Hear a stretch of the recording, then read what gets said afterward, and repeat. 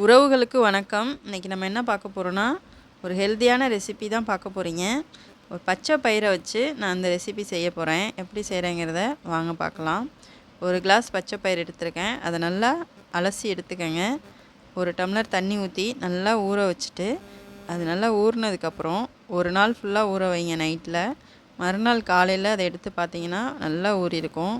அதை ஒரு வெள்ளை காட்டன் கிளாத்து துணியில் அதை நல்லா போட்டு முடிஞ்சு வச்சுருங்க. மறுநாள் பார்த்திங்கன்னா நல்லா முளைக்கட்டி இருக்கும். ஈவினிங்லேயே முளைக்கட்டிடும்.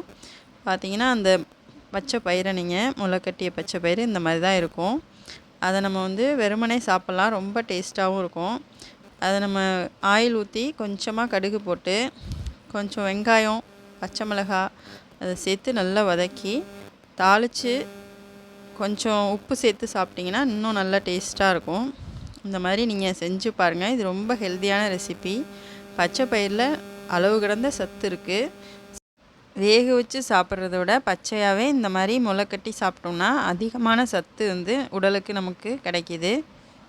அதனால் இந்த மாதிரி பச்சை பயிரை தினமும் நம்ம உடலில் சேர்த்திட்டு வந்தோம்னா அதிகப்படியான சத்துக்கள் நம்ம உடம்பில் சேர்ந்து உடல் ஆரோக்கியமாக இருக்கும். இந்த வீடியோ பிடிச்சிருந்தா லைக் பண்ணுங்கள், கமெண்ட் பண்ணுங்கள். என்னோடய சேனலை சப்ஸ்கிரைப் பண்ணி சப்போர்ட் பண்ணுங்கள். வாங்க பச்சை பயிர் சாப்பிட்லாம். தேங்க்யூ ஃபார் வாட்சிங்.